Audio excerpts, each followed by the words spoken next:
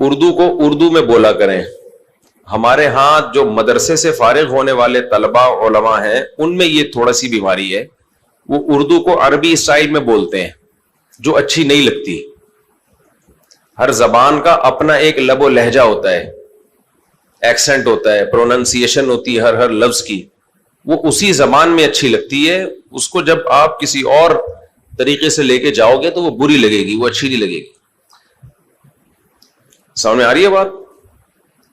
اب چونکہ اردو میں عربی کے فارسی کے بہت سارے الفاظ ہیں, عام آدمیوں نے, عام لوگوں نے چونکہ عربی پڑھی نہیں ہوتی تو وہ اردو کو اردو میں بولتے ہیں, لیکن علماء نے چونکہ عربی پڑھی ہوتی ہے, عین غین فا قاف کاف ہا سب نکالا ہوا ہوتا ہے, اور جب وہ عربی کتابیں پڑھتے ہیں تو وہ الفاظ ان کو عربی میں نظر آ رہے ہوتے ہیں تو وہی عربی میں ہی پڑھ رہے ہوتے ہیں, تو اردو میں بھی پھر وہ وہی لے آتے ہیں. میں چونکہ دونوں طبقوں میں بہت بیٹھا ہوں نا, اہل علم کے طبقے میں بھی عوام میں بھی, تو مجھے خود بھی اشکال ہوتا تھا جب تک میں مدرسے میں داخل نہیں ہوا تھا کہ یہ علماء لوگ اردو کیسے بولتے ہیں. پھر جب میں نے عربی پڑھی تو مجھے اندازہ ہو گیا یہ اس وجہ سے بولتے ہیں. اب دیکھو احترام, جب علماء احترام کا لفظ بولیں گے نا, احترام, یہ اچھا نہیں لگ رہا ہوتا اردو میں. عام آدمی بولے گا بھائی احترام کرو, وہ ہا نکالے گا ہی نہیں, وہ ہا بولے گا احترام کرو, مسلمانوں کا احترام کرو, بڑوں کا بولو نا احترام. طلبہ ہمارے بولتے ہیں احترام, یہ اچھا نہیں لگ رہا ہوتا.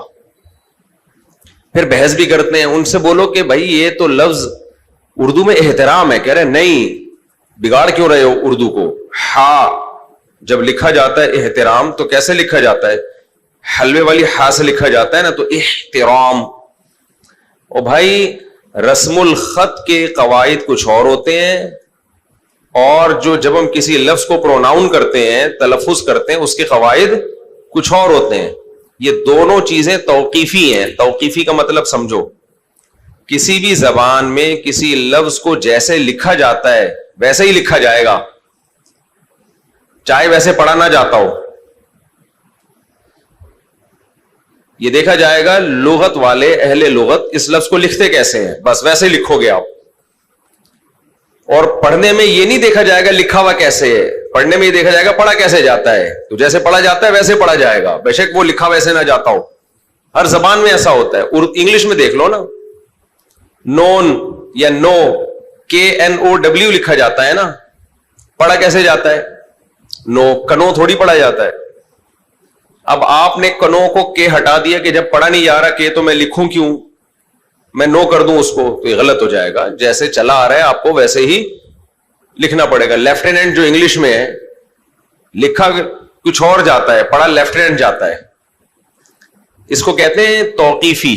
توقیفی کا مطلب زبان توقیفی ہوتی ہے, اس میں قیاس نہیں چلتا, عقل نہیں چلتی ہے, جیسے چلا آ رہا ہے ویسے ہی چلے گا. سمجھ میں آ رہی ہے بات کہ نہیں آ رہی ہے؟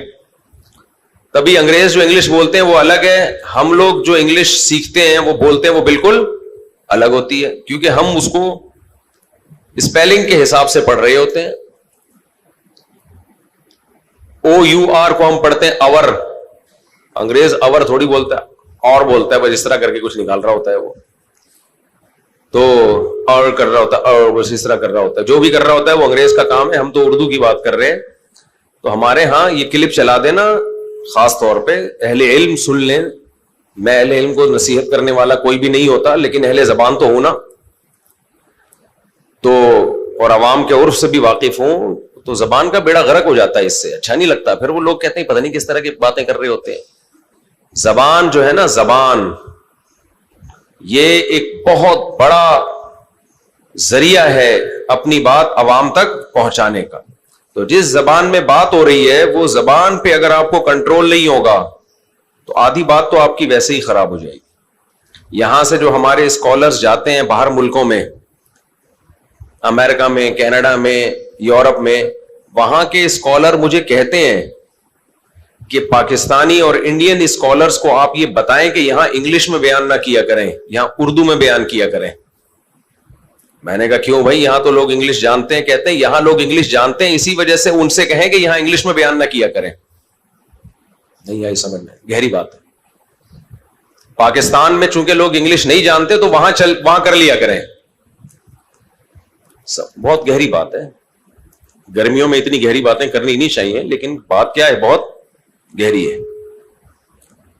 ابھی کینیڈا کا دورہ تھا, اس سے پہلے بھی, اس میں بھی انہوں نے کہا کہ بھائی وہاں کے جو اسکالرز ہیں وہ ادھر آ کے انگلش میں بیان کرتے ہیں, ان سے کہ انگلش میں بیان نہ کیا کریں کیونکہ یہاں لوگ انگلش جانتے ہیں. وہ غلط انگلش نہیں بول رہے ہوتے یہاں والے, ان کے جو تلفظ ہے وہ دیسی ہوتا ہے ان کے لحاظ سے. ہمیں تو بڑا اچھا لگ رہا ہوتا ہے, لیکن وہ کہتے ہیں کیسے بول رہے ہیں. بچے بھی آسٹریلیا میں مجھے وہاں بتایا کہ یہاں کے بچے جب باہر سے کوئی شخص انگلش بولتا ہے نا آ کے, پاکستانی یا انڈین, تو بچے ہنستے ہیں. تو انہوں نے کہا وہ پاکستان میں انگلش میں بولے ہیں, ان کی بڑی عزت ہوگی, لوگ سمجھیں گے بڑے پڑھے لکھے ہیں, بہت اچھے, ماشاءاللہ کیا اللہ نے علم دیا ان کو, انگلش بولتے ہیں بھائی. تو کہا یہاں نہیں چلے گا, یہاں ان سے بولیں کہ اردو میں کر لیں, ہم اپنی زبان میں ٹرانسلیٹ کر لیں گے اس کو, کیونکہ ان کو انگلش ہمیشہ اس شخص کے سامنے بولو جس کو انگلش نہیں آتی ہو. سمجھ میں آ رہی ہے بات؟ ایک آدمی نے کسی دوسرے سے پوچھا تجھے انگلش آتی ہے, اس نے کہا آتی ہے, کہ پھر اردو میں ہی بات کریں گے ہم لوگ. تو اب ہوتا یہ ہے کہ جو لوگ, ہاں مجبوری ہوئی ایک الگ بات ہے, جیسے ڈاکٹر ذاکر نائک صاحب وہ انگلش بولتے ہیں, وہ مجبوری ہے کیونکہ جو کراؤڈ ہے ان کی دعوت جاری ہے پوری دنیا میں, تو پوری دنیا تک آپ نے کوئی بات پہنچانی ہے تو پھر اس کے لیے تو آپ کے پاس انگریزی کے علاوہ کوئی ذریعہ نہیں ہے, وہ مجبوری ہے.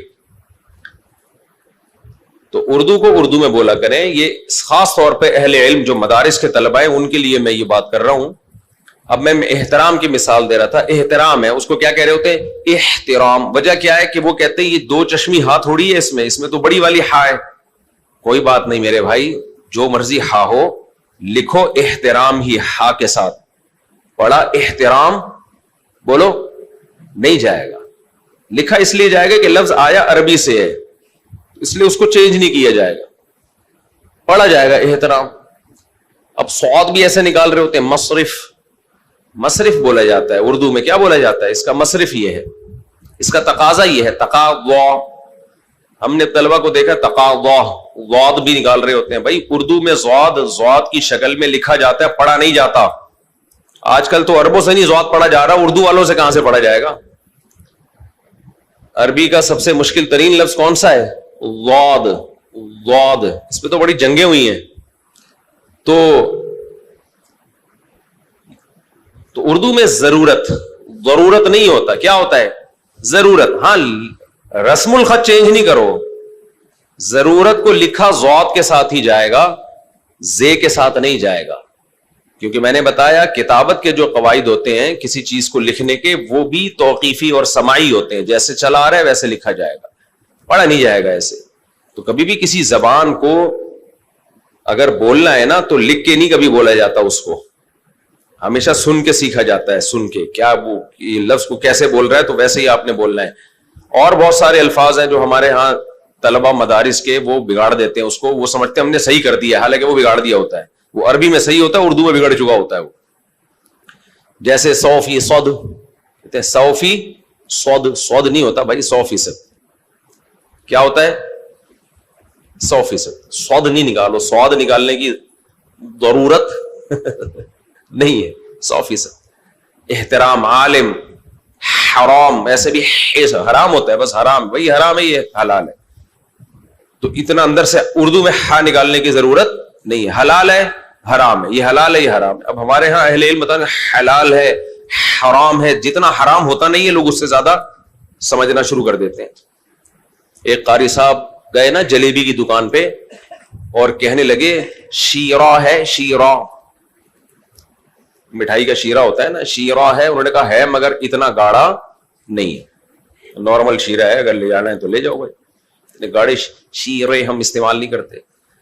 تو بہت سے لوگوں کو میں نے نصیحت کرتے ہوئے دیکھا ہے, جب کسی کو نصیحت کر رہے ہوتے ہیں تو یہ علماء کا احترام کریں, تو لوگ پھر بدکنا شروع کر دیتے ہیں. لوگ کہتے ہیں پتہ نہیں کوئی نارمل. دیکھو ایک بات خوب یاد رکھو, خاص طور پہ جو دین کے داعی ہیں ان کے لیے یہ بات, اللہ کرے میری یہ باتیں سمجھ میں آ جائیں. دیکھو ہر چیز کتابوں میں لکھی ہوئی نہیں ہوتی, کچھ چیزیں تجربے سے سیکھتا ہے. ہماری عمر 50 سال سے اوپر ہو گئی ہے, 51. اے آئی کو بھی پتا ہے, میں نے اے آئی سے پوچھا اپنی ایج کے بارے میں, پوری رپورٹیں پیش کرنے لگا. تو کچھ تو تجربہ ہوگا نا ہمارا, اور ایسے آدمی کا تجربہ جس کو یہ عادت ہو کہ وہ چیزوں کو کا تجزیہ کرنے کا شوق ہو اس کو. ہم نے دونوں کلچر دیکھے ہیں. میں نے کالج والا کلچر بھی دیکھا ہے, پتلونوں والا کلچر, کالے کالے چشمے لگا کے گھومنا, کیپ پہننا, شو بازیاں, یہ کلچر بھی دیکھا ہے. اگرچہ میں خود اس میں زیادہ مبتلا رہا نہیں ہوں, لیکن یہ لونڈے لپاڑوں والا کلچر میں نے بہت اچھی طرح سے دیکھا ہے. اور مالداروں کا کلچر بھی دیکھا ہے, غریبوں کا کلچر بھی دیکھا ہے. خود ہمارے رشتہ داروں میں ایسے اللہ کا شکر اتنے مالدار لوگ ہیں, ان کا کلچر بھی دیکھا ہے, اور غریبوں کا کلچر بھی دیکھا ہے, علماء کا کلچر بھی دیکھا ہے, طلباء کا کلچر بھی دیکھا ہے. بہت کچھ دونوں کلچروں کو بہت قریب سے دیکھا ہے. کچھ چیزیں ایسی ہیں جو ینگسٹر کے لیے دین میں آنے میں رکاوٹ ہے, کیونکہ میں نے بھی یہ اس دور سے میں گزرا ہوں, میرے لیے بھی یہ چیزیں رکاوٹ تھی. حالانکہ ہمارا بڑا مذہبی گھرانہ تھا. میرے والد صاحب اللہ ان کی مغفرت فرمائے حافظ قرآن تھے. ان کے ذمے جب ان کی وفات ہوئی ہے, ایک نماز بھی ان کے ذمے نہیں تھی, ایک روزہ بھی ان کے ذمے نہیں تھا. دیندار گھرانہ تھا ماشاءاللہ. میرے والد صاحب مظاہر علوم سے ان کا تعلق تھا. حضرت شیخ الحدیث مولانا زکریا رحمہ اللہ تعالی کی صحبت میں آنا جانا رہا ہے. حضرت مولانا حسین مدنی رحمہ اللہ سے ملاقات رہی ہے. سارے اکابر, ان کے اثرات صرف میرے والد صاحب پہ نہیں, ہماری دادی پہ, نانا پہ, نانی پہ, سارا خاندان اسی ٹائپ کا تھا. لیکن جو نئی نسل کو میں بگڑتا ہوا دیکھ رہا تھا,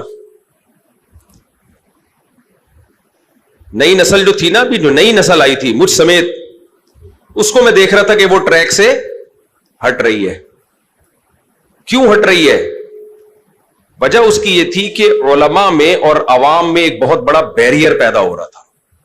نئی نسل کو یہ لگا تھا کہ ہم علماء کو فالو کریں گے تو سوسائٹی سے کٹ جائیں گے, عجیب سے ہو جائیں گے ہم. انگریز جو ماحول بنا کے گیا ہے نا, انگریز, وہ بالکل الگ, اور علماء کا ماحول بالکل الگ. علماء چل رہے تھے اس طریقے پہ جو خلافت عثمانیہ میں اور ہماری اسلامی سلطنتیں اور مغل بادشاہوں کے دور میں جو طریقے ہوا کرتے تھے, وہ اس روایات پہ.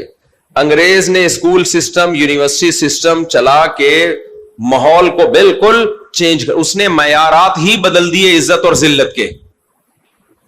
اس نے جو کرائٹیریا تھا نا عزت اور ذلت کا, وہ کیا کر دیا, چینج. مثال کے طور پر آپ نے اکثر چوکیداروں کی پگڑیاں دیکھی ہوں گی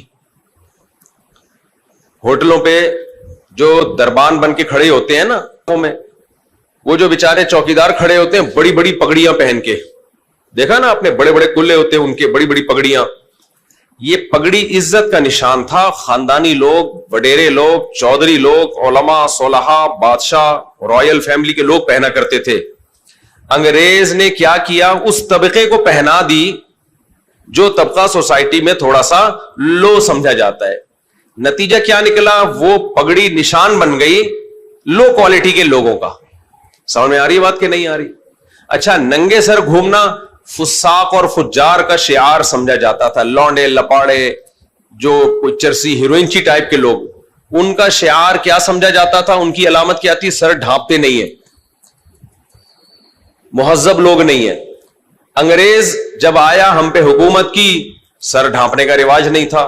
تو لوگوں نے دیکھا کہ جو غریب طبقہ ہے وہ ٹوپی پہنتا ہے, اور جو رائل فیملی کے بڑے لوگ ہیں وہ ٹوپی, بولو تم لوگ کو گرمی لگ رہی ہے تو فائدہ نہیں ہے, وہ نہیں پہنتے ٹوپی. تو عزت ٹوپی کی ہوگی یا وداؤٹ ٹوپی کی عزت ہوگی؟ بولتے کیوں نہیں؟ منہ سے بولنے پہ کوئی پابندی نہیں ہے یار. بغیر ٹوپی کے آہستہ آہستہ جب بڑے لوگ کوئی کام شروع کرتے ہیں تو لوگوں کے دلوں میں وہی کام قابل عزت بن جاتا ہے. یہ تو چرس جو پی جا رہی ہے نا گندے نالوں میں, لو کوالٹی کے لوگ, یہی اگر رائل فیملی کے لوگ پینا شروع کرتے ہیں, جو کہ الحمدللہ پی بھی رہے ہیں, ایسی بات نہیں ہے, یعنی رائل سے مراد ہماری رائل فیملی, یہ جو بڑے بڑے ہمارے لوگ ہیں, اور 3 پیس سوٹ اور ٹائی میں پہن گئے پینا شروع کریں اور اچھے اچھے ہوٹلوں میں, تو یہی چرس ایک عزت کا نشان بن جائے گی تھوڑے دنوں میں. جس چیز کو سوسائٹی میں بڑھانا ہونا, عزت دار لوگوں کو اس کا کلچر بنا دو, تو اس کلچر کی عزت آپ کی نظر میں آ جائے گی خود بخود. آئی بات سمجھ میں؟ تو انگریز نے کیا کیا, ٹوپیاں اتروا لی, پگڑیاں اتروا لی, لباس چینج کرا دیا. تو آہستہ آہستہ جو عزت کا معیار تھا وہ معیار آہستہ آہستہ چینج ہو گیا, وہ معیار چینج ہو گیا. ابو کے بجائے مارکیٹ میں ڈیڈی اور پاپا آ گئے, امی کے بجائے مما آ گئی, وغیرہ وغیرہ, بہت کچھ چینج کیا اس نے. اور تو معیارات جو تھے وہی چینج ہو گئے, لیکن ہو گئے وہ. اب اس کو واپس لانا بڑا مشکل کام ہے.